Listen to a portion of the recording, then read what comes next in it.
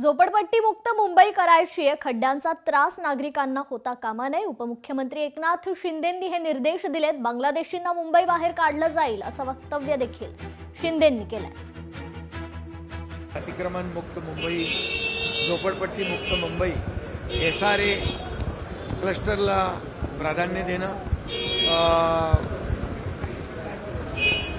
त्याचबरोबर ज्या आपल्या शासकीय यंत्रणा आहेत त्यांना जेवीमध्ये घेणं आणि जेवीच्या माध्यमातून रखडलेले जे प्रकल्प आहेत त्यांना मार्गी लावणं, बेकायदेशीर बांगलादेशी जे काही लोक राहत आहेत घुसखोरी करून त्यांना तात्काळ शोधून काढणे, या बाबतीमध्ये जिल्हाधिकारी आणि पोलीस यंत्रणा यांना सूचना दिल्या। त्यांचे आधार कार्ड दिले असतील तर ते रद्द करणे, जी कागदपत्र दिली असतील तर ती त्यांनी मिळवली असतील तर ती सगळी रद्द करून बांगलादेशींना बाहेर काढणं, या संदर्भातला देखील चर्चा आजच्या DPDची बैठकीमध्ये झालेल्या आहेत। या बाबतीमध्ये मुख्यमंत्री महोदयांनी स्वतः देखील गांभीर्याने ही बाब घेतलेली आहे।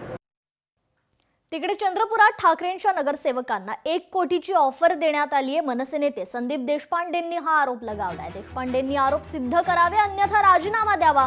ठाकरेंचे शिवसेनेचे जिल्हा प्रमुख संदीप गिऱ्हेंनी आवाहन केलंय। शेवटच्या क्षणापर्यंत आम्ही काँग्रेसच्या संपर्कात होतो। भाजपसोबत जायचं असतं तर काँग्रेससोबत चर्चा केली नसती, पण काँग्रेसनं आमचा वारंवार अपमान केला असं गिऱ्हे म्हणाले।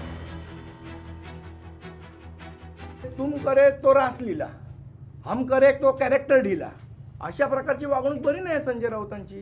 तुम्ही काँग्रेस बरोबर बसायला पाहिजे होता ना, जर तुम्ही महाविकास आघाडीचा भाग होता। तुम्ही भाजप बरोबर कसे गेले मग तिकडे? म्हणजे तुम्ही कराल ते सगळं चालतं योग्य बरोबर, दुसऱ्यांनी केलं की मग इथे येऊन राजू पाटील भाजपला विकले गेले आहेत, हे असं झालंय तसं झालंय, अशा प्रकारे योग्य नाही ना बोलणं। माझ्या ऑथेंटिक सूत्राकडनं मिळालेली माहिती आहे, प्रत्येक नगरसेवकाला 1-1 कोटी रुपये हे दिले गेलेले आहेत आणि प्लस या बाकीची ऑफर आहे जी माझी चंद्रपूरमध्ये जे उबाटाचे नगरसेवक गेलेत त्यांना। हा जो विषय झाला चंद्रपूरच्या जनतेला पूर्ण माहिती आहे। हा अपमान ज्या प्रकारे आमचा काँग्रेसने केला, सकाळी 10:30 वाजेपर्यंत आम्ही त्यांच्या दरवाजात बसून होतो।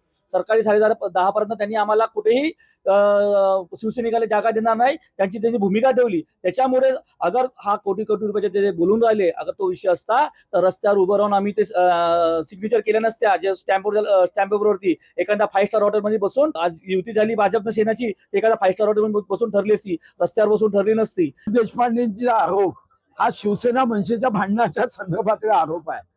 असं वाटतं की त्यांना मुंबईमध्ये बसून या संदर्भात नगरसेवकांच्या बद्दलची माहिती द्यावी। असा राजकारणामध्ये अशा पद्धतीचे आरोप प्रत्यारोप, ते 2 सख्खे चुलत भाऊ आहे, 2 सख्खे मावस भाऊ आहे।